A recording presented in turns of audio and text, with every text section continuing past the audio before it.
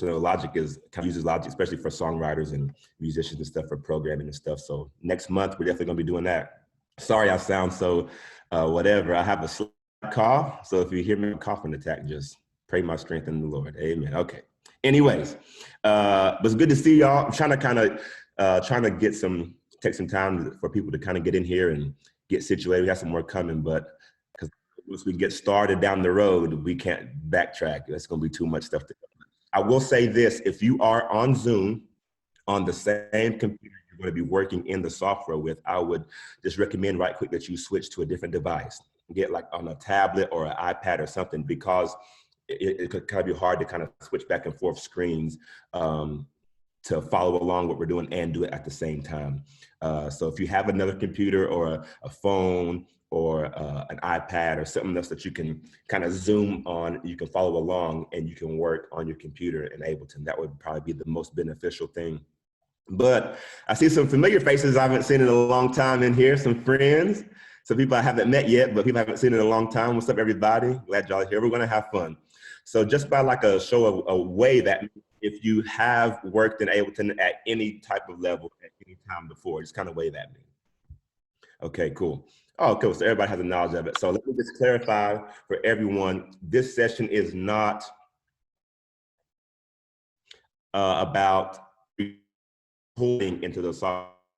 So it's like the Logic or Pro Tools will be like recording into Ableton. This is just setting up how to set up a live session, whether it be for church or if you're touring, if you're doing a show or concert, how to set up your track in both arrangement view and in session view.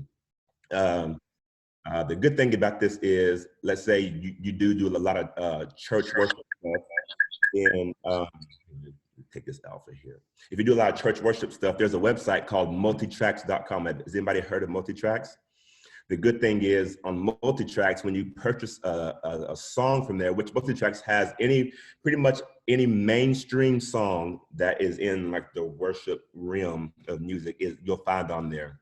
And when you purchase the song and download it, it already comes in the Ableton session format in arrangement view. You're gonna set one up from zero. So if you get into a situation and you're like, I have no idea what to do, let's say you walk in trying to run tracks, we're gonna learn how to set it up in both views, arrangement view and session view.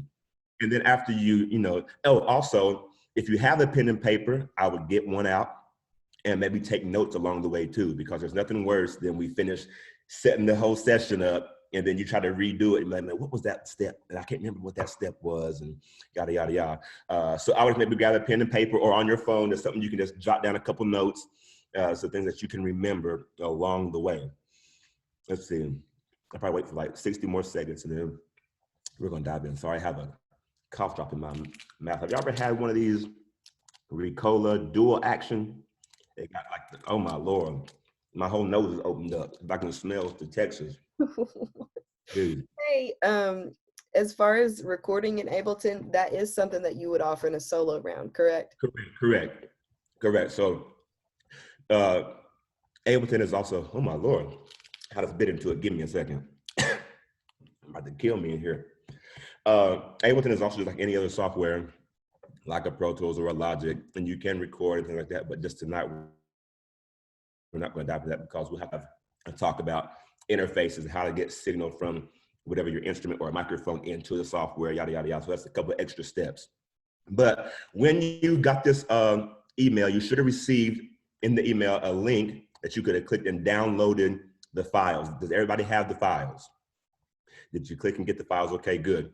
The song that we're working with, if you kind of took a peek and listened to it and kind of know it, it's the song called, it's a fun song. We've done it for a while at our church and things like that. So that's the song we're going to be working with. So if you have it, download it and get that folder and just drag it onto your desktop.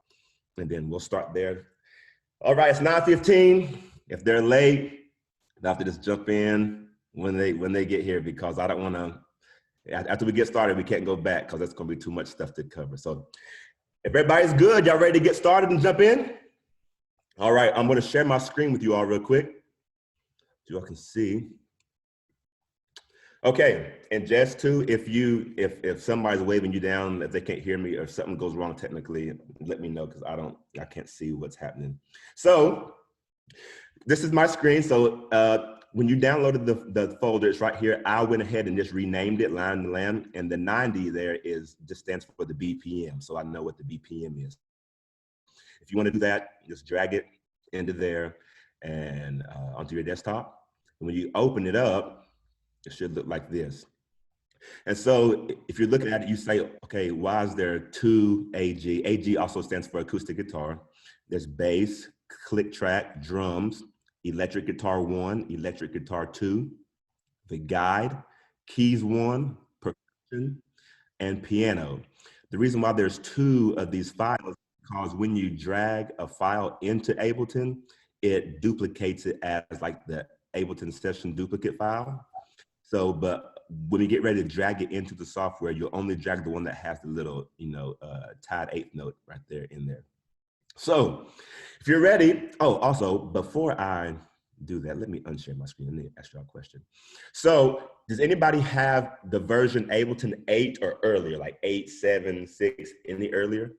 No? Okay, great. So everybody either has 9 or 10. Okay, great. The one thing about 9 and 10, if you create a session in 9 and you happen to open the session in 10, it will let you, but it won't the other way. That's the only thing about having Ableton 10 is if you create a session in 10 and try to open it in 9, it won't let you open it. That's just a side note, food for thought. So, okay, here we go. Let's start back in here. Let me see. Here we go. All right, so if everybody would, go ahead and open up your session, open up Ableton. We're gonna open up a blank session. I'm very excited about this. Y'all get a look at what I literally do every day of my life. And I love it. So this is what a blank session looks like when you open it in Ableton. I have 10, but 9 shouldn't look too much different. So and you can ignore all this over here. I'll just have this up here that's my church stuff. So if you hit the tab button on your computer's tab, which is right above the cap block button on the left-hand side of your keyboard, it will send you to arrangement view. This is arrangement view. If you hit tab again, it goes back to session view. The first view we'll be working in first will be arrangement view. So this is what a default session looks like when you pull it up. So what we're going to do, when we first pull it up, we are going to go to File, and we're going to save this session. Save as, and we're going to call this session Lion and Lamb. And you want to save it to your desktop, or let's say you're working and you have a hard drive, you can save it wherever you want to, but just for doing it real quick, we'll save it to our desktop. Save, boom, and it saved it. And when you save it, I'm gonna hide this for a second. When you save it, it will create a folder on your desktop, okay? When you do that, I like to always drag my stems into the same folder I'm gonna be creating my session from. The reason being is because if you don't, and then you move your stems somewhere else, and you try to pull that session up again, it will not locate it. So you'll have to do it all over again. So I just like to go ahead and drag and put it in the same folder that the session is, double click it, open it up, okay? So now in this side of this folder, you have your session file. This is the session file, and this is your stem that you created right here. So double click on the session file and it'll pull it right back up. So you wonder why I always just notate and I put the BPM beside what it is, because that's going to be very important moving forward. The BPM is absolutely important of the song. So over here in the top left corner is the BPM section. So you want to tap it, and let me know if I'm going too fast just for anybody. If anybody's waving me down, just holler at me. But you want to tap in the box and you want to just type 90, hit enter, and then click outside of that box so it unhighlights it. So now the BPM is now for this whole session is set to 90, which is the BPM of the song. If you click, this is your meter. You'll make sure it says 4/4 because the song is in 4/4, not 3/4, 6/8 or anything like that. It's in 4/4. This button right here is your Ableton click, which is for any musician, the click is our lifeline. Without this click, we will be lost in a dying world. So if you turn on the click and hit your space bar, you should be able to hear the click. Now, if you're working in Ableton 10, this is one feature that is different than Ableton 9, which I really like. If you hit this drop-down bar right here, you can change it to 8th notes, 16th notes, dotted notes if you want to. So right now it's on auto, which is the auto is just in quarter notes. 1, 2, 3, 4. But let's say you want it to go in 8th notes. If you hit the 1/8, it'll, which I love that. In 9, it does not do that. So if you wanted to do that, you'll have to go over here and whatever 90 times 2 is, I guess, was that 180? You have to type in 180 to give it that the 8th note feel. But that's one thing I like about 10 rather than 9. So I like to always do it on the 8th notes. It helps to subdivide it. So over here is where your tracks are at, right? So we won't be needing any of these MIDI tracks right here today. So if you want to highlight or click and highlight it and just hit delete, I'm going to delete all the MIDI tracks, but we will definitely be using the audio tracks. Also, if you want to go down here, and we're not going to be using any of this routing situation here, okay? We delete those. And you should have like, if there's a little arrow right here on your master fader, click it so you can just open it up and see it. That's going to be important in a moment too. So what I like to do, I like to go over here and let's go back and open up our stems folder now. You can double click or you can hit the drop down. I like to just double click on it. So that's the only thing I'm looking at. And I like to count and see how many tracks we'll be working with. So there's 1, 2, 3, 4, 5, 6, 7, 8, 9, 10. There's 10 tracks. So if you want to add a track, there's a couple ways to do it. You can go to create on the top left and you want to say insert audio track. Boom. And when you insert the audio track, again, that's create, insert audio track. And you see how it's creating tracks down here. Or the shortcut way is just to hit Command T. If you're working on an Apple computer, a Mac, Command T will add tracks. So we're going to add 10 tracks. I believe that's how many it was. All right, so you see everything? It's pulled the tracks up. Now, what I like to do, come over here, open it up. We'll come to the top here. Remember, you're going to grab the track that has the little tied 8th note, like, you know, like you're looking at iTunes or something. Grab it and just drag. Hey, LeBron. Hey, if you have a question, just type a question in the chat box, just so we can make sure everything stays muted. Hey, LeBron. Yes. Okay, so we've got some people saying that it only allows them to have 8 tracks. Is that the version that they're having? Okay, yes. So that is a version thing. If you may be working on like a student version or a or if you're on like a temporary version or like a demo version, it will only allow you to have 8 tracks. But if you only have 8 tracks, that's okay. Just drag in. Let's see. Grab the acoustic track, the bass track, definitely the click and guide. Maybe just take one electric. Keys and piano. So I would say leave off electric guitar 2 and leave off the percussion and just take everything else so that you can work in it. If you want to get Ableton to have the full range of everything, you want to just get like the full version, either like Ableton Standard, or Ableton Suite. If you buy one of those other versions, it only gives you a limited access to how many tracks you're able to use, and also like, it only gives you a limited amount of sounds and samples. Let's say you're going to record in Ableton, it won't give you the full spectrum of all the sounds and things like that. Software, you know, it can start to get pricey the more deeper you get into it.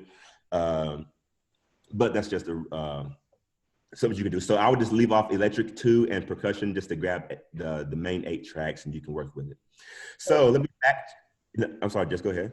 Sorry. We got a question about, are they putting the MP4 file or the ASD file in? The MP4 file is the one that you'll put in, not the ASD. The one that has the one that looks like this right here, the one that has like the little whatever that little dotted 8th note thing is, just like you're looking at iTunes music or something like that. That's the one you want to drag and drop. Now, I'm gonna delete this for 1 second because it did something when I imported this, and I want to make sure it may not do it to y'all's, but if it does, so we can talk through it. When I imported it, I knew it didn't look right because it didn't was to look. So what that is, let me show you right quick in case anybody has that same problem. When I drag the acoustic file, hang on, here we go, into the session, I noticed because I work in it all the time, there should be some headroom over here of nothing. The track shouldn't just come right up and start like that. So I knew something was wrong. And because I had to drag this over, I knew something was wrong. So there's something in Ableton called warping. And if you don't understand what warping is, it can throw and jack your whole session up, and you can get into a service and hit the space bar and people will start acting crazy because it'll be terrible. You want to hit this warp button. If that happened to you too, you want to come in here and hit warp and unwarp that track. And I may have to do it to all of mine because I don't know why I did that. Because I think I pulled this session is old for me, so my computer is probably trying to compensate. But now it should be good to go. If not, we can troubleshoot in a minute so you guys can get to see all the good details. All right, so as we do that, come on down here and do it to the rest of the tracks. You want to just drag and drop all the rest of them into your session. See, I can tell it's doing the same to all my tracks, so I have to do it to everything. Okay. Just keep grooving, click. Okay, that one feels like it looks good. Can you answer in work? Absolutely. Okay. Otis is saying that it's not recognizing any of the files in Ableton. It is in File Explorer, but it's not recognizing M4A or what is it, ALS? Otis, are you working on a Mac or a PC? You can unmute, Otis.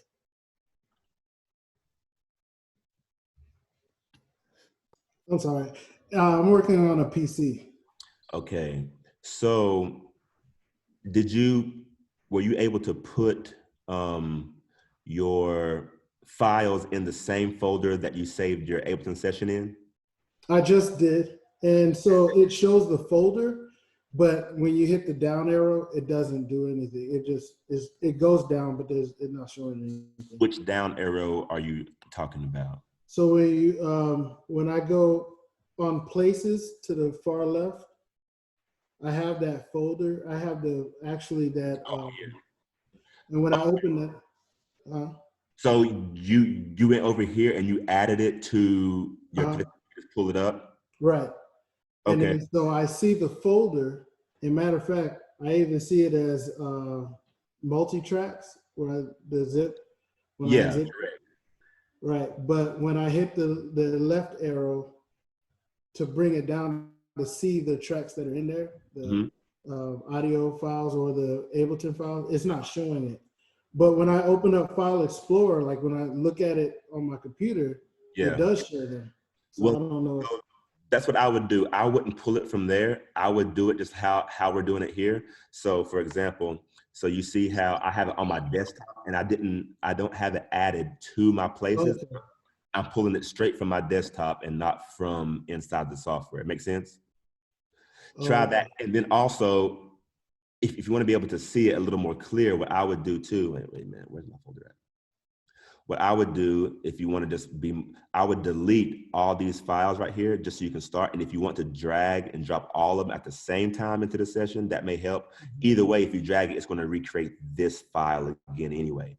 But I would for clarity, I can literally drag from the desktop right into the Ableton? Correct. Yes, and sir. That was my mistake. I apologize. It's all good. That's why we're here. We're here to learn and get together. And this is the openness. After we get everything dragged and dropped in here, the process can start to get a little faster. Let's see. And for those of you all who are very savvy in Ableton, just sit tight, because when we get to some other stuff, it may get a little more whatever. Also, if you want to get into if you're working software at any point in time, just get into a habit of saving everything like all the time. Like my fingers just automatically just know to just hit Command S to save, just because I have built entire shows. I'm talking like 10 songs. Something happened and I lose everything. And when I tell you that is not a good feeling, if that's ever happened to anybody, you understand what I'm saying. So just get into a habit of saving everything. I don't know why that's doing that for me. But just get into a habit of doing that. Let's see. All right, hopefully everybody now has your files dragged, your drug, however you want to say it. Let's see here. Boom, okay. Okay, so now all my files, nothing should be warped for me anymore. Let's make sure that's the case. You are seeing me go through all the process of checkpoints. All right, so session is set up. Well, kind of. So over here in Ableton 10, when you drag and drop files that are already named, it names them for you over here already. So you can just see where everything is at. All right, what I like to do, I like to organize it the same way that it comes on multi-tracks. If you get a session in multi-tracks, this is kind of the order it comes in. The click is normally always at the top of your session. So if you want to grab it, the track, and drag it to the top, you can. So it goes click, and then the guide is normally next. Hey, before you move on, you've got a couple people asking, saying their clips are offline and saying that they don't know how to unwarp the file. Okay, so if your clips are offline, that may mean if you opened your session up and you started dragging files and then you moved the folder after you started dragging files, that may be why it's offline. So when you created your session and saved it onto your desktop, saved it onto your desktop, and then you should have drug the actual stems, the audio files, into the same folder that your Ableton session was created in. Then start dragging files from there so that they'll stay online. If they're offline, you may have an option to be able to right click on over the files and have an option to say automatically find files, and they'll like relink. But if they're offline, it's okay. You can always just go and redrag and redrop the files into your session again, just right over top of where they. So if it's offline, it may be showing up gray. It may look like this. Like if it's offline or something like that, that's how it may look. And if it is, it's okay. Just go drag that same file, find where that stem is at, and just re-drag over top of that same file, and it'll reconnect. Also, if your file is warped, if you double click the session file over here, if you come to the bottom left hand of your screen in the sample box, right here on the top, it says warp. You want it to look gray. That means the track is no longer warped. If it is yellow, then the track is warped. So you want to hover over, you want to click the track just to make sure. So that's what I had to do a minute ago. I had to just go and check and make sure all my tracks were not warped. Just go make sure, and if you click on one and this is yellow, just click it and unwarp it. And make sure too that you come to the very left of your audio file and just click, and just when you see it look like a parentheses or whatever, just click and drag to the left just to make sure it's all the way left. And once you see it's all the way left, then drag it to the top of the timeline. 2 more questions. Okay. Short one, for when you were talking about having the people that only had 8 tracks available. Yes. Do they need the one that says guide, or is that something that they wouldn't? Yeah. The only one, let's see. So if you can only have tracks, import everything except the percussion track and the electric guitar 2 track. It'll say EG2. So just leave out EG2 and leave out percussion, and then just drag everything else in. Okay, and then Christopher wants to know, he says for some reason he can't pull all of the tracks all the way to the beginning of the session by the header. So you mean like it looks like this and you can't go all the way to the left like that, or it looks like this and you can't do like this. I know you probably can't see. You can unmute your mic, bro, so you can tell I me. was about to say, Christopher, you can unmute. I mean, I'm talking about the second one you just said. Parentheses sign. Like that? Okay, so My first couple went, but it's at random now. and then, well, the only if it doesn't, it may mean that it's already all the way left. And on this song, they should all look like this. There shouldn't be anything. If there's space for any audio spot, any audio wave, then you know you probably got the only ones that don't have any space at the top is click and guide. So if you've pulled it all the way to the top of the click and guide, then it's all the way over there. But if you want to hover over, you know, when you see it change like that, then you just click and you can just drag. So everything should have space in front of it besides the click and guide. And we'll be able to troubleshoot all that in just a minute too, because it'll be able to tell us once we start hitting the play button. It'll tell us if we have got it locked up and synced up or not. Okay, let's keep trucking over here. So click and guide over here. I'm going to show you how I set mine up. I like to have my drums. I like to go from everything percussive to guitars to keys stuff, then to any vocal things at the bottom, at the end. That's how I kind of set mine up. So there's drums there. I'm going to close it up for now. I like to put bass next, or actually there's a percussion track somewhere. For those that have the full version, percussion, we'll put you up there in the drum realm. Bass, then we'll acoustic, yep, that's great. Then all my guitars, I like them next, and keys and piano.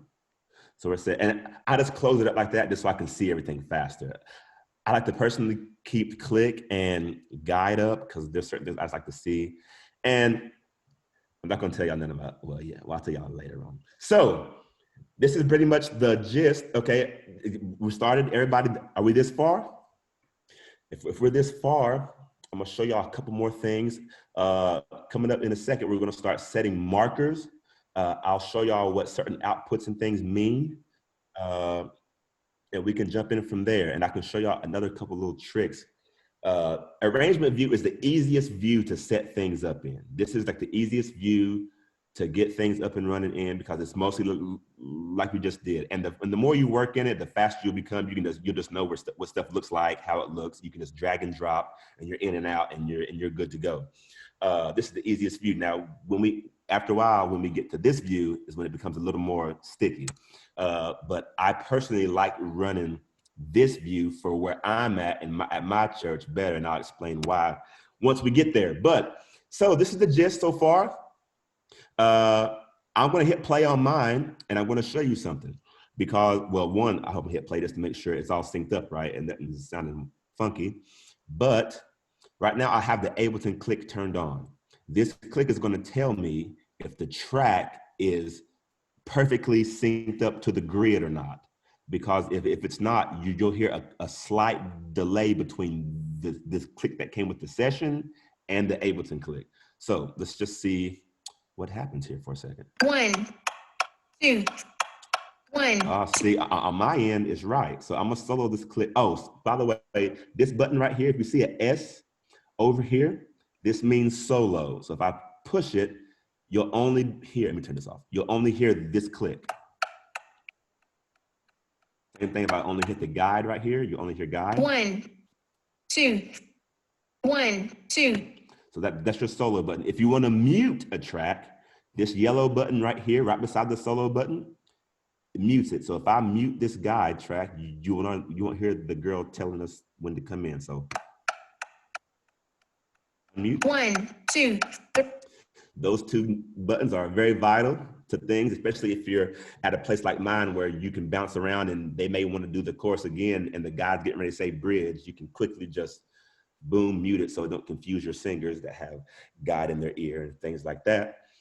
So sometimes if you drag and drop a session, also if you want to zoom into the timeline, there are a couple different ways. If you hover over this part of your session, you'll have that little, whatever that thing is called, your little zoom thing. If you click and move your, You see this over here? We'll get to that in a minute too. We'll see why that's like that. You can zoom in and out, or the shortcut is if you hit Command, no, I'm sorry, if you hit Shift and the plus button, so Shift and beside your delete button, there's like a, the plus arrow. If you hit Shift plus, it zooms in for you. And if you want to zoom out, just to the left of that button, just hit the minus button. No shift, just minus, and it zooms out, okay? So if you zoom in, sometimes whenever you drag and drop a session in, I'm gonna highlight all this for a second so y'all can see. When you highlight a session, it may sometimes like be just a little bit off like this. And if it is, when you hit play, 1, 2, it'll do that. That's why I like to have the click on, because it'll tell me if it's perfectly synced up to the grid or not. So let's see, let's just highlight everything and let's move it back. So you see when I drag and drop the session in, you see like what in the world is happening down here? The easy way to do it, no need to get nervous, just grab this file just like we did before and just pull it all the way out. And this extra back here, just hit delete. That's it. Stuff right here is out there too. So what I may do, I may just make sure everything is out to the very, very end. I'm just gonna grab it and pull it out there. Just to make sure everything is right. Okay, now let's check and see, make sure everything sounds right. Let's see. 1, 2, 1, 2, 3, 4. Sounds good so far. Intro. Okay, and because I know the song, I know that is synced up. So if you want to take about 10 seconds real quick, everyone, and just hit play and make sure everything sounds right, you can go ahead and try that now. Hey, LeBron. Mm-hmm. While they're doing that, we had a question a few minutes ago. What if they try to unwarp and nothing happens to the track? You unwarped it and nothing happened. As far as what, whoever asked the question, you can unmute and just tell me what's going on. It's me, it's Karina. So when I, for example, when I drag the acoustic guitar in, the track starts into the song and I show that it's warped. And if I unwarp it, it doesn't change anything. I wish I could see your screen. So example, so like when you first drug the acoustic guitar in, you know how you could see right away that it looked exactly like that. And if I hit unwarp, it still looks exactly like that. Okay, so did you, so let's see. So whenever I drug my file in, it looked like this. Right. And it was warped like this. So what I did, drag it. When you hit warp, did it just like that? Yes. Okay, so you still need to it should be fixed. You just grab the top of it and just pull it over like that, and then just pull it over and drag it to the top of the timeline. Got it. Got it. Got it. Yes, ma'am. Thank you. Great. Absolutely. Listen, I wish I had somebody to tell me these things. When I tell you, oh my Lord, it was a tragedy trying to learn this. Okay, so if everybody's good, everybody kind of tried it. It looks good. It feels, it's all synced up. All right, now we're gonna start adding markers. How you add a marker, if you had a mouse, you would right click, okay? But if you're just using a trackpad like me, you can 2-finger click over top. So you wanna hover over top of the grid of the timeline. You may see like a little speaker thing right there pop up. If you 2-finger click, it gives you the option to add locator. That's what you wanna do. So you wanna 2-finger click, hit add locator, and you can name it. So I like to name it like Lion and Lamb. So that way I know, I know now that this name of the song, and this is why I like to add markers too, because let's say you're over here in the timeline somewhere, you're clicking over here and you want to get back, you just can click right here, boom, and you're ready to start. Bang. 1, 2, 1, 2, 3, 4. So I like 1, 2, 3, Somebody got it together. All right, so Hey, Bron. Yes, ma'am. Sorry. Before you move on, we have somebody saying it's still not lined up. So how do they get that guide lined up with everything on there? Is it just the guide or is it the whole? Just the the, whole. I believe it's just the guide with the rest of the Okay. stuff.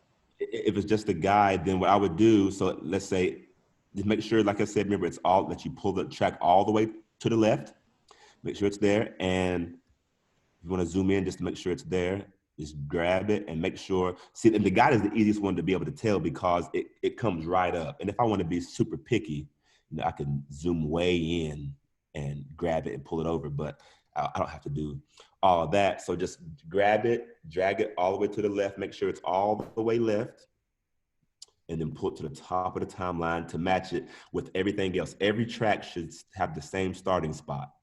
It should start at the same place, all the way to the left of the timeline. So when you hit play, 1, 2, 1, 2, 3. Let me turn this click off. I don't need it right now. Okay, so now we're going to jump in here and we're going to keep setting our markers. Right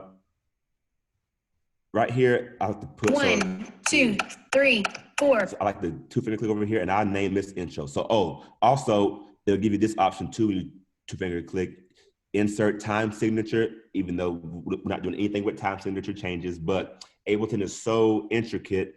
Let's say in a song, the song goes from 4/4 to 3/4, back to 4/4 to 9/8, some random. You can set the marker, the meter change to do that in real time, and it's incredible. But that's that's a one-on-one session thing.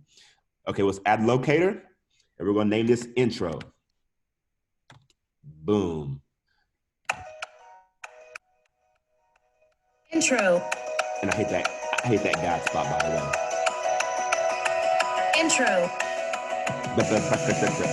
So I am very detailed when it comes to my markers. So if anybody else is coming behind me and running a session that I created, that they know exactly where everything is at. So I'll come in here, right here, and I'll say intro again, but I'll put like all in, just so they know where we're at. All right, so we're gonna go through here and we're gonna set markers for everything, okay? Here we come. So, and the reason why I like the guide open, it kind of just tells me where I'm at in the song, so I can just start the marker where it's at. Intro. So I'll say right here, so I know it's a repeat of intro. Boom. Command S, save, just to make sure we don't lose nothing. Come over here, see what this guide says. Verse. So I know that's the verse starting right here. So verse 2, 3, 4. All right. So at measure 15, we know that's the verse. So 2-finger click, add locator, verse 1. Boom. Command S. Let's come over here to see what this next guide says. So I'll try to move it a little bit slower just in case some people trying to catch up. This one says Chorus. So I know that this is a chorus, but I can tell that the music came down. It's like a down chorus. So I'll be detailed and I will say down chorus. So it lets me know that something different's coming up. And sometimes I cheat. So I'll have like the drum stem open so I can see when the dynamic changes. Okay, drums come out right here. So I know it's going to be a down chorus. That's just little things that you can do on your own. All right, down chorus. All right, plays through the chorus, yada, yada, yada. We'll get over here. So what does this say? Interlude. Boom. So this is the interlude. So you want a 2-finger click, add locator, interlude. Bingo. All right, let's jump over here. So because I know the song, I know this is going to be verse 2, probably. Yep. Boom, verse 2. All right, I'm gonna quit talking now. I'm just gonna keep doing this, and we can all. If you're ahead of me, you can go ahead and get ahead of me and set your markers. I'm going to go ahead and go through this. Chorus. That's all in chorus. And the good thing about Ableton too, I can set markers while it's playing. So watch this. Let's see. Let's delete this marker. So watch this. Chorus.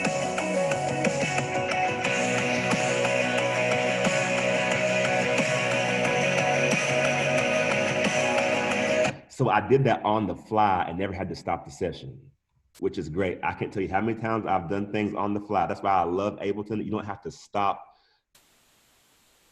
quick on the fly. I've set markers and I've actually changed the format of the song while the song was playing before. But also, if you see me push this button right here, you're like, what was that? This is the button that just allows you to follow the timeline. So if it turns off and I hit play, it doesn't follow the timeline. But if I push this button and it's on, it just tracks with the timeline while it's playing. So if you're watching the grid, it just keeps up with everything, and that's nice. All right, let's see. Okay, so something changed there. So I know that's the interlude, but it's like a down interlude. So I'll say down enter. Now you can name this however you want to, just as long as you know what it is. It doesn't matter what you name it. Bridge.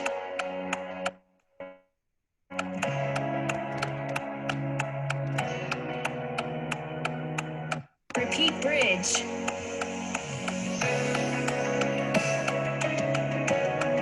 Vamp. Chorus.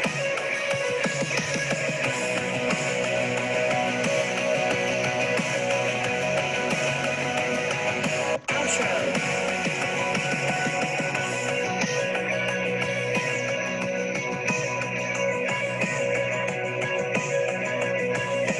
Ending.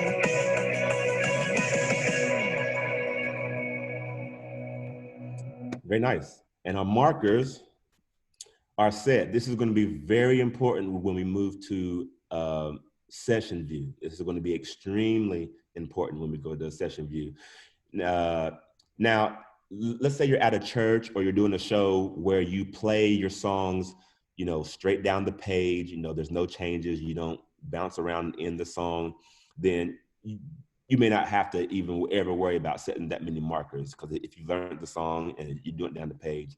But for people like at my church, we kind of bounce around a lot inside the song. You know, we could get all the way down here to this last chorus and want to go back and do this bridge again. You know what I mean? So just being able to know where we're at in the timeline, markers just help everything. So essentially, family, we have now created our session. This is it. A couple of things that I do want to tell you that will be beneficial. I'll give you some behind the scenes look at some things.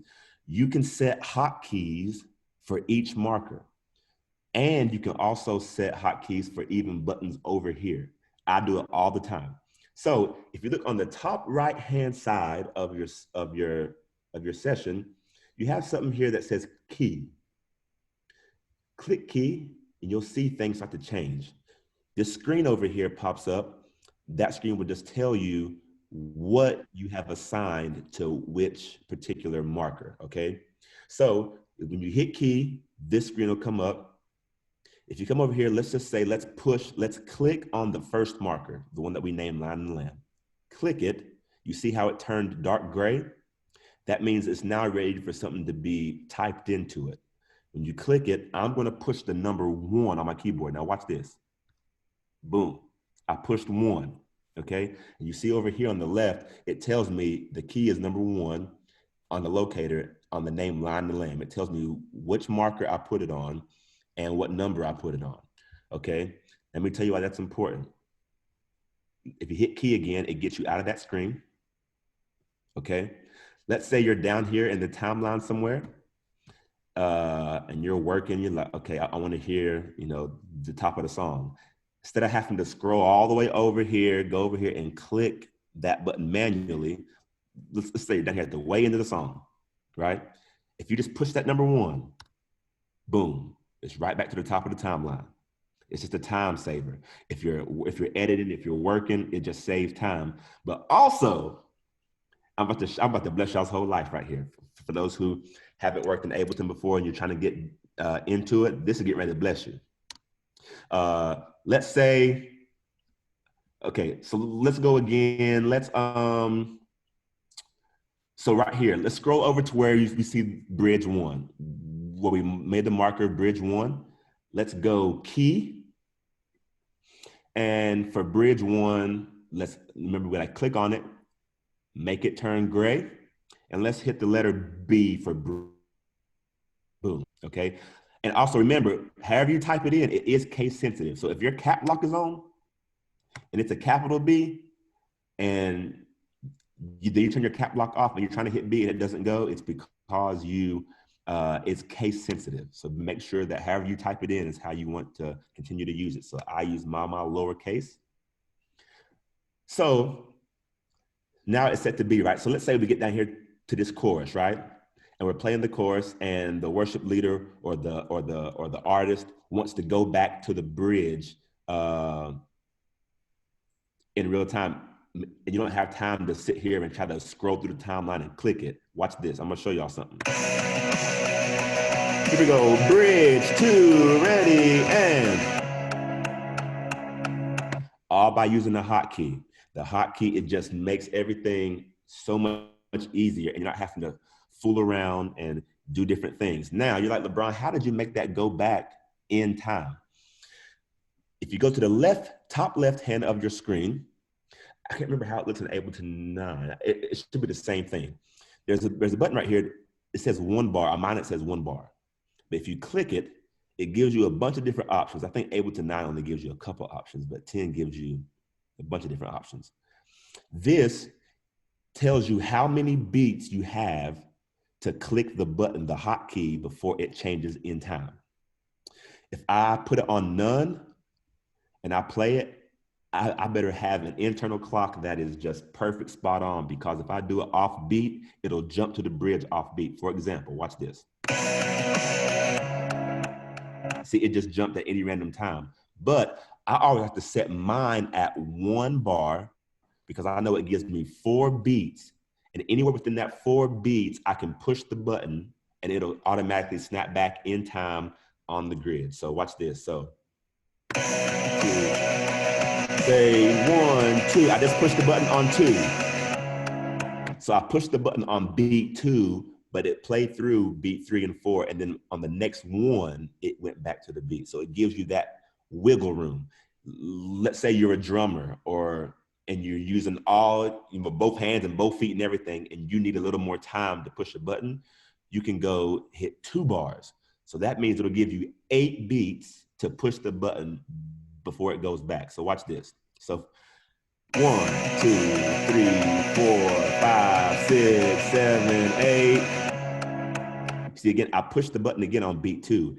And you can see when I push the button, because this bridge highlighter marker starts to flash.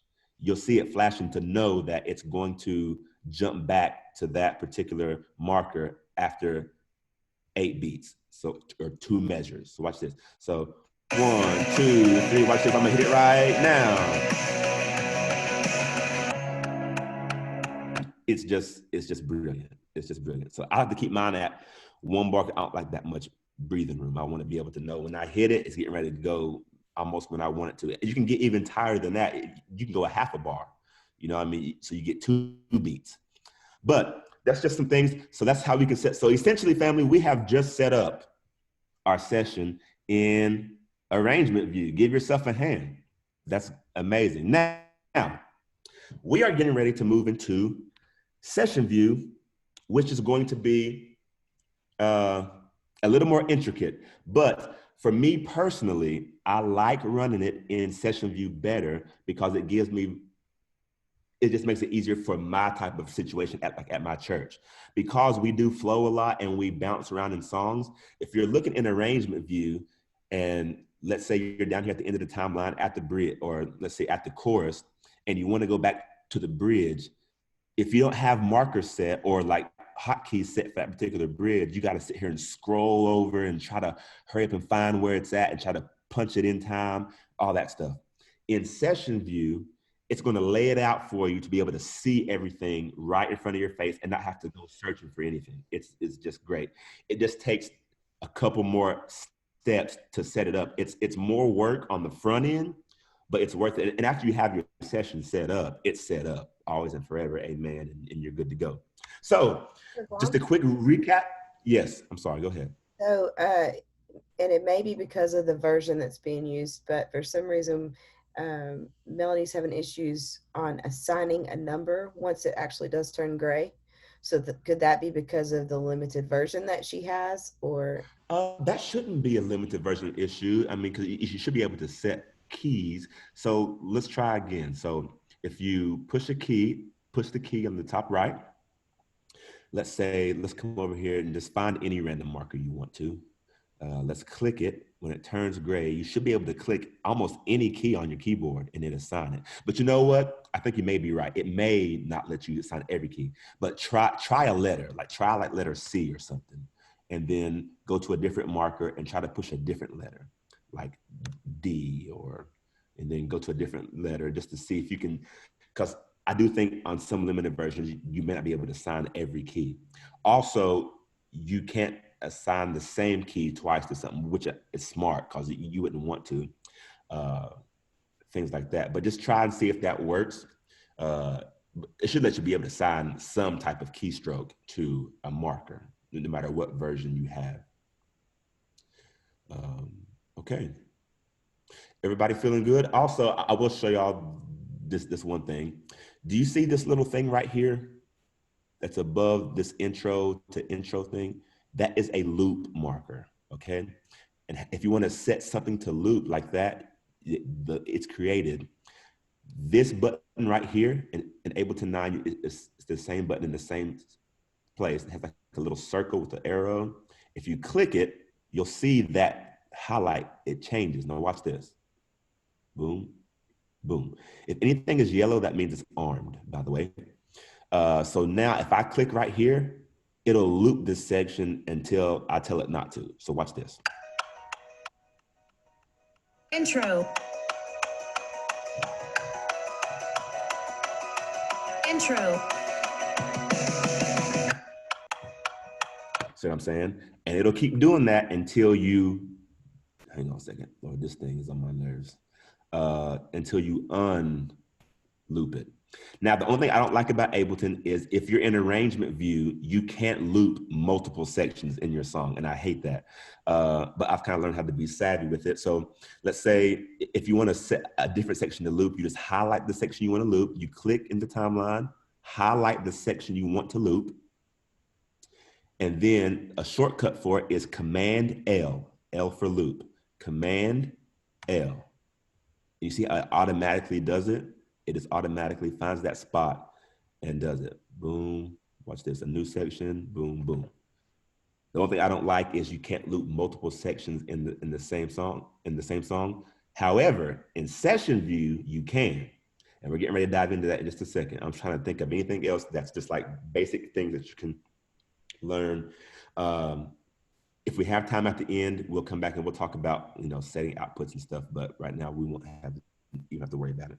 Okay, so that's the gist. We have now set up our arrangement session. And this is how, now all this work we just did, if you buy the track off multitracks.com, it'll already come like this, already set up for you, already ready, which is the beautiful thing. It just saves you time. I think it costs like $32.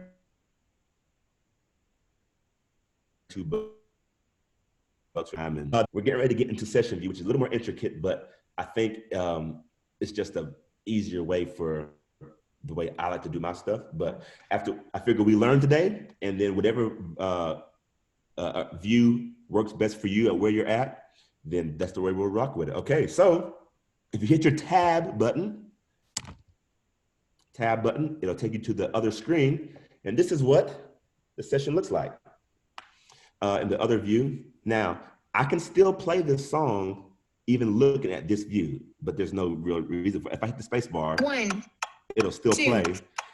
1, 2, 3. You'll be able to see the markers down here still, or the audio file. Intro. Meter. Excuse me. Intro. But you aren't seeing any clips. So what we're getting ready to do is we're getting ready to set our session up in this view. I like to go ahead and drag this whole thing over here because we're getting ready to do some typing. I was like, man, when did making music and playing my instrument become so much about entering data in? My Lord. So what I like to do, this is going to be a more data heavy part. So what I like to do is I like to be proactive and do the hard work up front. So when I get into diving into it, I'll be ready. So I pull my notes up. You don't have to pull your notes up. I would recommend you do something like this because it's going to save you time. Watch this, and I'm going to actually minimize this just a little bit. Yeah, so we can see. The reason why we're doing this is because we're going to make a couple notes on what stuff needs to look like. Hang on, let's move this over here just a little bit more. Like, LeBron, what are you doing? I'm about to tell you. So we're going to have to count a couple things because we're going to be very detailed on how we set this next session up. This is session view. And when I learned how to set mine up like this, it kind of just changed the game for me because it gave me quicker versatility in where I could bounce around in the songs at.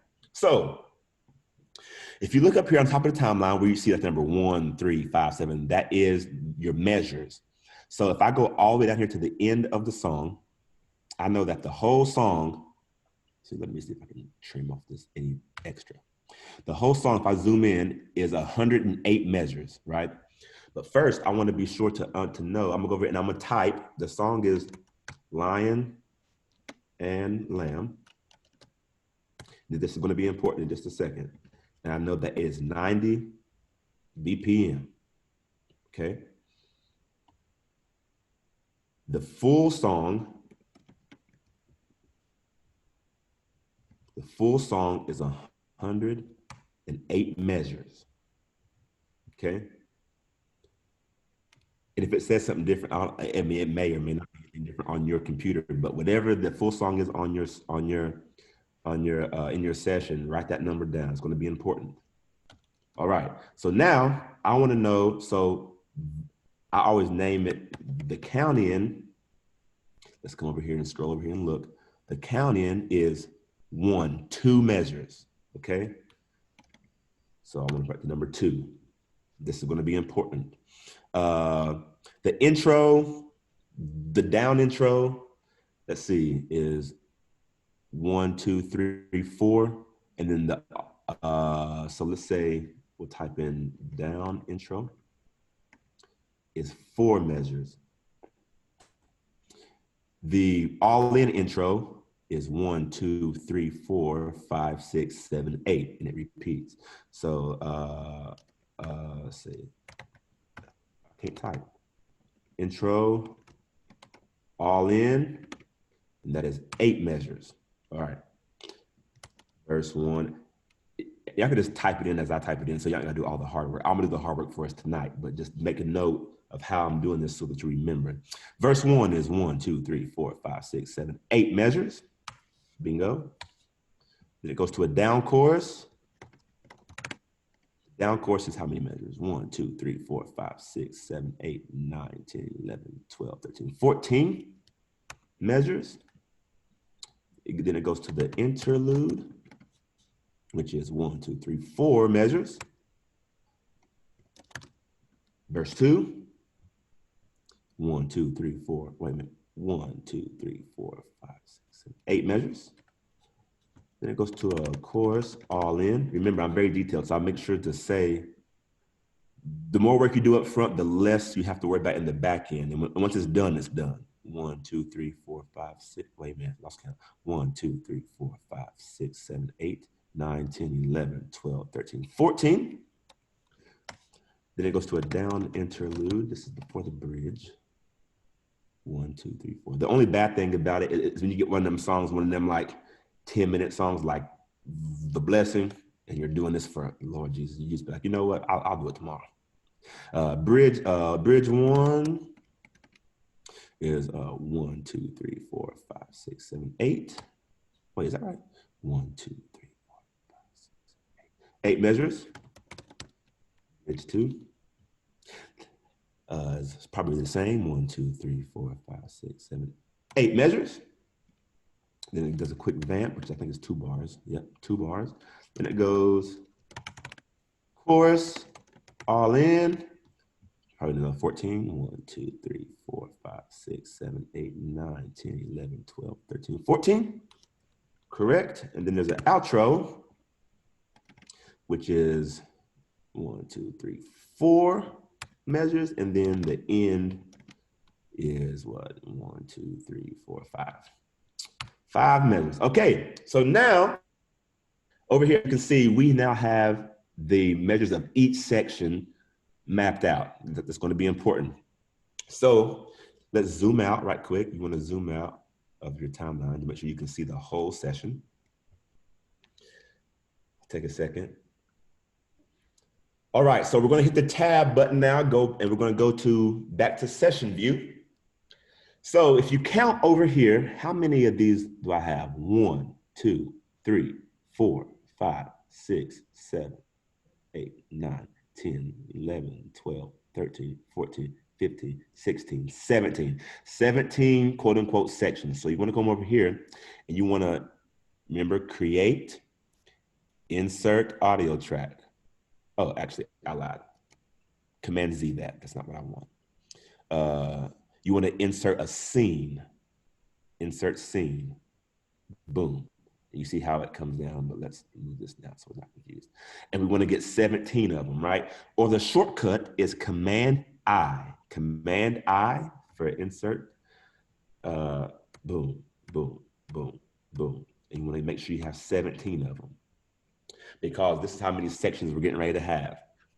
I promise it looks overwhelming now, but I promise it's not that. I mean, it looks overwhelming now, but I promise it's not going to be that overwhelming once we get started. So it is very important how you type things in, because how you type things in is going to determine how things get played in this view. So if you want, so I would come over here, highlight the first scene, hit Command R, which will let you to rename everything. And so I want to call this first one Lion and Lamb. Now this very next thing is very important. You have to use a semicolon, okay? Semicolon. Then you got to type in the BPM, 90 BPM, and you have to write BPM. That's very important, because if you don't, this is what's going to tell Ableton right here what tempo to put you at, okay? After typing the tempo, hit another semicolon, type in the meter, 4/4, okay? And that's going to tell Ableton what meter to put it in. Hey, does anything on here have to be, does the caps lock or caps matter on any of this stuff? No, caps do not matter. I just like I'm blind, so I need all the help I can get to be able to see everything. So caps, it is not case sensitive as far as that goes, but you do have to write BPM, and you do have to put the meter, and you have to use it by semicolon. Semicolon, I don't know why Ableton does it that way, but that's just the way you have to type it in.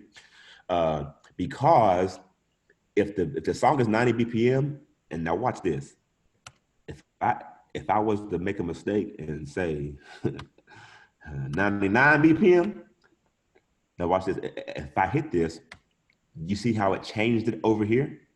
It changed it to 99. And if you hit that space bar and your worship leader or your artist or whoever starts to sing and something is wrong, it's not going to be a fun day. So you got to make sure that all your tempos are right. That's why I write everything out, to make sure I'm not confused about anything. 90 BPM, so I changed it to watch this. When I hit return over top of it, boom. You see how it changed it back to 90 right here? Now watch this. If I were to type in, if I were to say 6/8, watch this. And I hit return, boom. See where it changed it over here? It changed it to 6/8. So you wanted us to be sure that everything is entered in the right way. Let's change that back. Booyah. Okay, now that our tempo is set, everything is set, we know that scene 1, I like to put the full song, so Command R. I want to put full song. You don't got to put the measure markers anymore. That's just for us to know in a second. And if you hit tab while you're typing, it'll just automatically go to the next, you can type it in. So count in, boom, down intro. Well, I can't type. Intro all in, boom. Verse 1, down chorus, interlude, verse 2, chorus all in, down interlude,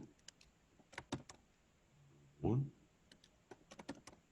bridge 2, vamp, chorus, all in, outro, and end. All right, I'll give you a second to get caught up. So now we can see, and this is why already I loved session view rather than arrangement view, because if you are at a place that you like to bounce around inside the song, like especially for churches who kind of like bounce around and do things like that, I'm not having to search in this timeline, like scrub back and forth in the timeline to try to find where I'm at. I can see everything right here. So let's say we're playing the song and we're in the last chorus and the artist says, hey, I want to go back to, you know, the down chorus at the top. You know what I mean? You can see it and you can just come over here, boom, and click. Now, when we end this session up, I can talk about getting like things like a launch pad or a MIDI controller. So you're never virtually even having to ever even touch your laptop once you get started. You can set all these scenes to a button on a controller. So you can just push the button and it does the same thing as if you were touching the computer. It makes it easier, but I'll just kind of talk to that at the end if we have time. So if we're all caught up now, we have everything labeled. Now watch this. This is where we're going to have fun. So we're going to leave this top one alone. I like to always leave the top scene open because that just establishes the click and things like that. So let's say I want to make sure, let's say we're getting ready to start the song and we just need to get, you know, the tempo in our head. So I leave that first scene all the way open. So it just helps us sit the click, and it'll sit there as long as you let it until you tell it what section to go to. So now we're getting ready to, yes. Before you go any further, so we had somebody change from 4/4 to 6/8. It didn't change on the left, and the numbers are all out of order as well. Does that matter? Which numbers are out of order? Bryant. Hey, Brian, just come on in, bro. Go ahead, ask me. Can you hear me? Yes, sir. Sweet. It's the numbers. So before you change the name under the master section, you know, the numbers are 1, 2, 3, 4 all the way down, but mine are totally out of order. Oh, it doesn't matter because Okay. You want to rename that anyway. So, Right. so like if I was to add another scene, so if I add a scene right here, oh wait a minute. Well, it won't do it now because now I've named everything. But if I add a new scene, it says end 1. If I hit Command R, and I can type whatever I want to. Yeah. You know what I'm saying? Okay. And also, as you were saying, I changed the BPM at the top, and I noticed it didn't. So when you change it, you got to make sure that you actually hit return over it. So after you get done, so hit return, and it should change at the top. Oh, okay. There it goes. Can you also show how to add a scene one more time? Yes, the shortcut is just Command I, or if you come up here to create, insert scene, and it'll load a scene up. So if I hit the button right there, it'll add one, or I can hit Command I, and it does it. All right, ready for the fun part? Let's get ready to dive in. It'll start getting faster now. So what I like to do, I wish I could make this thing right here go away. So the full song, I'm gonna go right here. Let's click in this box. So let's tab back over to arrangement view. And what we're gonna do, we're gonna do something real simple. We're gonna come to the top of the timeline. We're gonna come over. Wait, actually, if your screen looks like mine, what you wanna do is come up here. You see this little button right here? Push it, and that activates this view again. If you start running something in this view, it'll mute this view. So make sure that you make this view active again by pushing that button. And what you want to do is come to the top of your timeline. grab this whole thing, come over, and all the way down, highlight the whole session, okay? After you highlight it, hit Command C for copy. You want to tab over back to session view, click in this box under the full song tab, and hit Command V to paste. Boom. You have now the entire song on one scene, Now, this is the part that I could never understand for the life of me until I had a friend of mine showed me. I was like, this is amazing. So in Ableton 9 and 10, if you come down here to the very bottom left-hand side of your screen, you should see a little L right here. That L stands for launch. If you push it, it should open up a whole launch tab right here. This whole section is your bread and butter for what we're about to do. Really just this whole section down here, really. These three little columns, two, whatever this is right here, that's what we're working with. So right now, these tracks right here are highlighted. You see that everything is lit up. If I click out here, you know, see it's unhighlighted. So you want to make sure if you click this first one and then come up to the last one, hold shift and hit the last one, it'll highlight all of them, okay? It's highlighted now. So in this box right here is where you're going to enter in the data, which is why this over here in my notes section was important, because I know now that the full song is 108 measures, okay? So you're going to come down here in this box and type in, you'll click in that box, type in 108. And that's going to tell this scene to play 108 measures worth of whatever is in these boxes. So that's the full song. Also, right underneath, and these numbers right here, the 0, 0, you want to make sure these are always on 0, 0. I mean, in most cases, make sure they're always on 0, 0. We won't even get into depth on that today, but make sure that's 0, 0. Right underneath where you typed in your number of measures, there's a drop-down arrow right here. This is going to tell you, you're going to tell Ableton what you want it to do after it's played all 108 measures. We want it to stop playing, okay? So you want to hit stop, boom. Okay, so now in this particular scene right here in the full song, there's 108 measures, and how you can tell is when you click it, it'll tell you right here, let's say if I wanted to change this guide to 105, say 105, right? Everything else is going to play at 108 still. See? When I click the click track down here, it says 108. And when I hit guide, it says 105. But we want to make sure everything on this track stays at 108. So I want to make sure I change that back. 108, enter. And everything is set to stop. Okay? So now, this is good for like, yes, question. Sorry, we got two. Okay. Can you show again how to open the launch menu? Yes, down here in the bottom left-hand corner, there should be a little L right here. Push that L, and it opens up this launch menu right here. Yeah, for some reason I'm not seeing that L on mine. Which version are, which version? Oh, you know what it is? Double click on any of these clips up here. Just double click on anything, and it should pull it up. Matt's saying he had to do that too. Do you see it now? No, I don't think it's getting anywhere.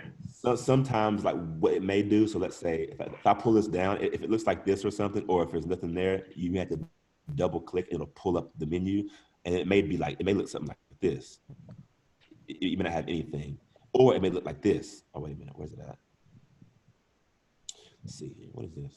Oh, I don't need that. Brian, are you still not seeing that option? No, I'm not. If you want to move on, it's fine. I don't want to hold up or anything. No, I wish I could see your screen. Yeah. It should pull up. Are you in 9 or 10? Because 9 in should already 10. be 110. Yeah. So is this what it looks like right here for you now? I don't have. I've got where you have at the top. But track 2 guide. Mine are in different orders, of course, but I don't have on that third row everything laid out again right there. Okay, so did you make sure, did you pull it over right? Did you highlight everything in this arrangement view just like that? You come all the way over, highlight everything, copy, and then paste it into, so watch this. I'm gonna do it just one time and then we'll move on. So watch this. So right now, so I took everything away. Okay. All right, I'm in arrangement view. I'm gonna grab it. I'm gonna come all the way over here. I'm gonna go all the way down. I'm gonna highlight every track. I'm hit Command C to copy. I'm gonna click in the box that I wanna start in. I'm gonna hit Command V to paste. And when I pasted it, it just popped right up. Now, it may have been like this, but when I click the L, you should be able to see this clips view right here. All right. I think I can get it from here.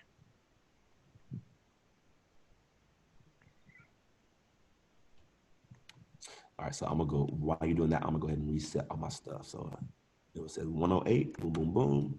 And I wanted to make sure it stops after that. Hey, All right, Brian, I'm gonna move on, buddy.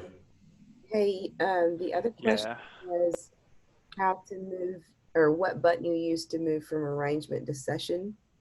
Tab, your tab button, it should be above your cap lock button on the left-hand side of your keyboard. Tab is what moves from view to view. And if you want where to find it at in your software, over here on the right-hand side of your software, there's these 2 buttons right here. You push this, it changes that too. All right, so now we'll do the same thing. So now that, remember, after you do something, just Command S, just to get used to doing it. All right, so now we're gonna get a little more intricate. So let's zoom in now to the top of your timeline in arrangement view. Let's zoom in just a little bit. So now we're gonna paste these in the sections that we've cut it up in. So watch this. So now we're gonna take our count in. We know this is our count in section. We're gonna highlight all of it. Okay, Command C for copy. We're gonna tab over to session view, click in that box, Command V, boom, paste it right in there. And we know that the count in is only 2 bars. So while everything is highlighted right there in that view, in that scene, come down here, click 2. Now, what we wanna do here, we wanna tell Ableton that we want it to play the next clip or the next scene, okay? So if I click this menu, it gives us a next option. Let's make sure we click next. So what that means is when this scene gets done playing, those 2 bars, whatever, it's gonna drop straight down to this next scene and play whatever we put in this next scene right here, okay? So after that's done, I'll try to work slow. We'll tab back over to arrangement view, and we're gonna do this down intro one right here. We're gonna just grab it. See, and you see why markers are important, because now we have a spot that we know where we're going to. We know how many, we know where it's at. We just go right over to that next marker. Uh-oh, wait a minute. Go over to that next marker. Hang on, Lord Jesus, here we go. Wait a minute, here we come, there we go. Command C, tab over, click in that next box down for the down intro and paste it, boom. And we see over here, because we did all the hard work first, we see that it's only 4 bars in the down intro. Come down here to our little launch pad section, click 4, boom. And we make sure that we want to play the next scene, boom, next. All right. Command S, make sure we save it, and let's keep trucking. Just come over here. Now we're gonna go to the all-in intro. Come all the way over to verse 1. Command C to copy. I'm trying to go slow. I do this every day, so I do it like I can just like do it real fast. paste. And we know that intro all in is 8 bars. So we just come over here, highlight, click 8. And we want to play next. So, Command S. Boom. And this is the part that just takes the time because it's like, man, why does playing piano take so much? Doggone, why can't I just walk in and just, like the old school days, you just walk in and sit down and start playing. But let's see. The Ableton is just such a great tool because, let's see, verse 1, 8 bars. Such a great tool because I've been in places where it was just like me and a drummer, or a guitar player and a drummer, and with Ableton, you have the whole band with you, you know what I mean? So you don't never miss a beat. I can't tell you how many times I've done that. Let's see, all right. And just let me know if I'm moving too fast for some people. I won't, even if I finish, but before some of you all finish, I can talk to a couple of things too, but I'm just gonna just keep trucking here for a minute. I did also say I'm recording the whole session, so I'll email it to anyone that was here so they can play back and Yeah, of course it's 14. All right, and I know we're getting, I know we're already past our time, so I may just start speeding up. And since we are recording, I want to make sure I just touch on a couple more things real quick. So let me just go ahead and fly through this. All right, so let's see. Here's the interlude section. Boom, boom. Let's see, that is 4 bars. Boom, boom. Next verse 2. Boom, boom.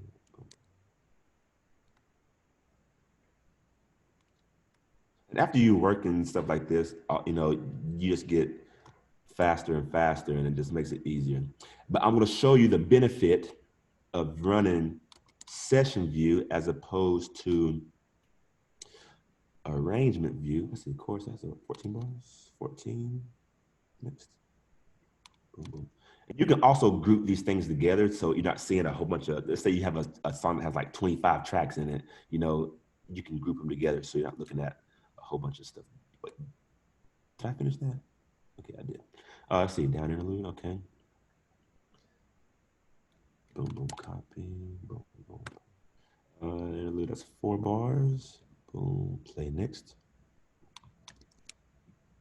Bridge 1.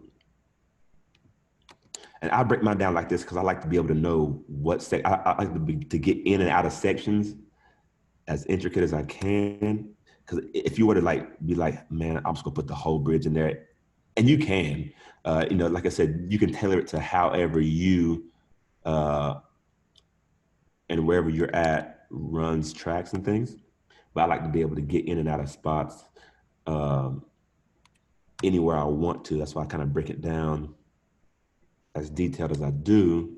Even like this little 2-bar vamp, people are like, you know, I could just add that to the end of the bridge, but I may want to get in at that spot, you know what I mean? Also, you remember when I was talking about in arrangement view, how you can only loop one section at a time? In this view, I can make any of these sections loop.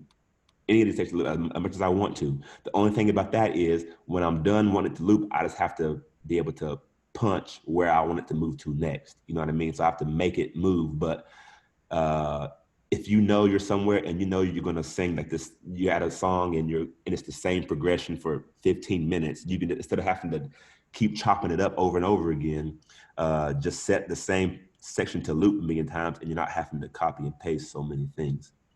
It's beautiful. I'll show you in just a second. So let's say this chorus right here, this last chorus, we're gonna sing it forever and ever, amen. I know it's 14 bars, so I'm gonna type that in. And instead of saying play next, there's a button right here that says play again. If I click that play again button, it's gonna make it loop. It's gonna loop it until I tell it not to anymore. And you can change, and you just tell it where to go in real time. But for sake of what we're doing tonight, we're gonna play next. And we have got ourselves a song. Let's see, outro. Copy, boom, outro, paste. 4 bars. And we're going to play next. okay? And then the last thing is the end. Copy, paste, end, bars. I want to make sure that we stop action. So we're stopping it. Now the only thing is, oh, actually no, that's it. So now, after you've got that right there, so now your whole session is set up. Now the same way that we set markers in the other view, we could do the same thing here. So I'm kind of moving fast. I know some of you may not be caught up, but I'm just going to just keep moving. So we're not here all night. I'm going to delete this number 1 over here because I'm going to delete all this actually. I want to come over here. I'm going to name this, put this at number 1. And I like to put the county number 2. So that way I know if I just punch the button, it'll just start. So right now, if I push number 1, it's going to only play the click, which is why I like to leave that little space right there. Because it just lets me play the click and let's say I'm playing my instrument and we're not really into the song yet. We're maybe just doing something off the cuff. You know, I'm not having to play the stem right away. You know what I mean? I'm just whatever. Now, if you're at a place where you know you're going to play the song, let's say you're doing a concert or a show, you're in a church service, and you know you're going to do the song straight down the page, you're not going to be bouncing all over the place nowhere, then the full song option is there. That's why we did that. So I can hit, which you highlight over and hit return. 1, 2. And it's going to play the 1, full song. 2, 3, 4. Intro. But let's say, hey, I want to go to the chorus right quick. So it still gives you that option and versatility to bounce around. Now, I did the same thing I did in arrangement view. You remember right here where I have it set to 1 bar? It means I have 4 beats to click anywhere over here before it changes. Now, I like this view because if you're at a place like where I'm at and you're bouncing around all over the place, I'm no longer having to like fly around here trying to find where I'm at and set 10,000 hotkeys. You know what I mean? I can come over here and I can see literally the whole song right here in front of my face. Let's go intro. Let's say, let's go to the big bridge. I'm like, okay, and outro 2, ready, and intro 2, ready, and interlude. See, it makes sense? Now, I'm doing it the long way because I'm using my computer. I'm using my keyboard. I'm moving my cursor arrow around trying to find spots. But if you have a launch pad or like a MIDI controller, you can assign any of these things. So you know how we said key, and we put key to whatever, say I want to make this the chorus. So if I push the letter C, watch this. Or if I push number 2, 1, it goes straight 2. to the count in. But the same way I did that on the key, if I pushed MIDI and I had like a MIDI cable attached to a controller in my computer, I can push a note or a drum pad or something on the controller and it'll assign it to wherever I want it to. So essentially, family, we have just set up a session in both arrangement and session view. The good thing is you can set up multiple songs in the same session. So I can set up 10 songs in the arrangement view if I want to. It'll just keep going over and over and over in the timeline. I can rename whatever the next song is. So let's say, watch this. If I go boom, boom, boom, boom, boom, right? And this song is called, I don't know, Forever, okay? I hit my semicolon. I have to make sure it is at the right BPM. Let's say it's at 106 BPM. Semicolon again, and 4/4. That way, when it gets to it, Ableton will know to change everything. Boom. You see how it changed up here? 106. And we're at a new song, and it'll play all the new clips. And it won't keep going because we know that up here, we set all this right here to stop. So we know it won't go any further past here until we tell it to go here. So it's such a beautiful thing. Okay. So you got a good couple of questions. I'm ready to answer any questions. What's up, y'all? I got to say, Excuse me. so Okay. changing the BPM in session view is the only way to ensure the BPM will switch over when the song switches, or is there a way to automate that in arrangement view? You can automate that in arrangement view, but that is a more in-depth question that will have to be in like on a one-on-one session. But it is possible. I've done it lots of times, and it's smoother in arrangement view because I can tempo map it, and you can hear the click speed up to the tempo, or you can hear the click slow down to the tempo, and this makes it nice. Okay. And Otis, I'm going to let you ask him your question, and then we can kind of open up, and if there's any like questions that you guys have to ask now that we're not down to, we're down to the last faithful few. Yeah. But Otis, go ahead. Hey, what's going on, LeBron? What's up, Ding? Long time no see, man. I miss you, brother. I miss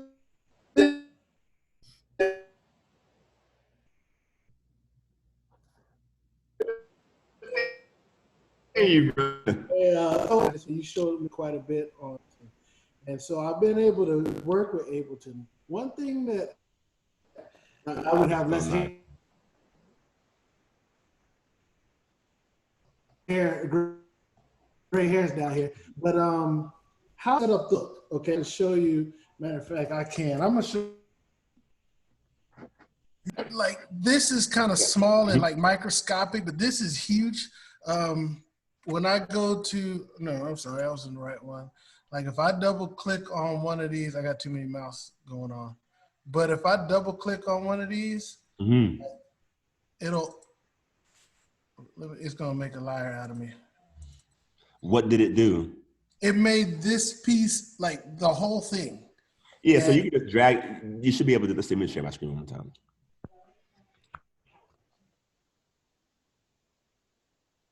Wait, how do I do this? Okay, so if you do it, let me go back over here. Also, and if you do set up your song the way I did, by the way, just so I know, now it's set up and you can run it any way you want to. But let's say you can hover over it and you can raise it up, or you can just take it down, or you can take it all the way out if you want to. Yeah, so watch this real quick. Sorry. Wait. Okay, go ahead. I don't know if you can see it. Can you see it? Yes, sir. So if I do it, it's like it go up, but then it's like here, and then it's gone. That may be just the way your monitor is, the size of your monitor. You know what I mean? You want a wide monitor? Yeah, that one is. That's why it is. Okay. Okay. So like I said, that's been my biggest problem, searching for that infamous hotkey. Yeah. And it's like microscopic, but yet everything's bigger. So just figuring that out. All right. Thanks, sir.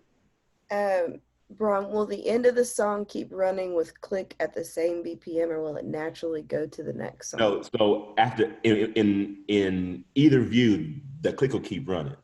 So you'll have to manually stop the track. So even though you made the stems stop, if you let it run, you just still have click, which is good for us because sometimes we go beyond the song and we still need to have tempo. You know what I mean? So it makes it work. But that's also the reason why I leave that top one open, because if I have to go back to a click or something, I'd have it real quick. I can just punch it and it's not playing a stem. So it gives you that grace track to still be able to have click if you need it.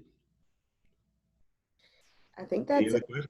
As far as questions over here, unless you have any pressing questions y'all want to ask. Chris, what's up, brother? Good to see you, man. JD, all the peoples, what's going on? Seth, Cornelius, I see everybody ever trying to hide now. Josh, what's up, man? What's up, bro? How you doing, Good to see you, man. Good to see you, bro. Likewise, brother. Hey, man, thank y'all for joining me tonight, man. We had a good time. I had fun. This is like the world I live in literally every day. So I sit here all the time and work through this. So I hope this kind of helped you, to be able to, run your tracks and things. If you're interested in learning how to record and using software stuff like that, we'll be doing that too, starting next month, about how to, record and things like that.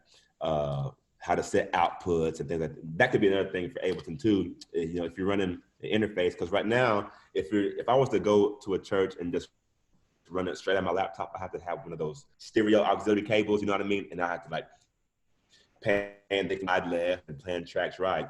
But if you have an interface, I could literally send each individual channel to front of house as I wanted to. I can send just acoustic down channel 1, guitar down channel 2, you know, like that. And so routing and stuff like that is something we could talk about too in the future. But anybody else have any questions?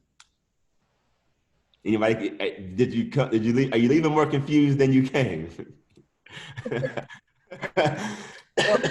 I am going to add at the end, of course, that plug, you need any extra help, stuff like that. You can always sign up for a one-on-one session with LeBron.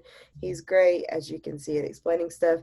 Now, we're trying to keep it to that 90-minute mark, so it is kind of hard to fit everything in there. But, you know, all those other questions you have, you know, that 90 minutes you sign up for one-on-one is completely yours to ask anything that you want to ask. The last thing I am going to say, other than sending out the recording, I will send out the recording to those of you that were here, is I'm going to also send out a survey. And the only way we can make these things better or great is if you're 100% honest. It may hurt our feelings at the beginning if it's something crazy, but it's fine. We'll fix it and we'll all be good. But just please be honest. Tell us what worked, what didn't, what you think could have been better. And even at the end, some stuff that you'd like to see in these rounds, as far as other stuff that you'd like to learn. That will really help us kind of guide what these round 4 sessions look like to make them more, you know, accessible and beneficial to everybody. So if nobody else has any questions and our hearts and minds are clear, I think that that's it. You can always message, email, ask questions. We're here all the time. LeBron, you did great. Thank you so much. But we'll see you guys. Thank you for having me. Thank you for coming and hanging out. Anytime, hit me up. All right, y'all. Peace, y'all. I'll holler at y'all. All righty now. Thanks, man. Peace. Y'all be easy.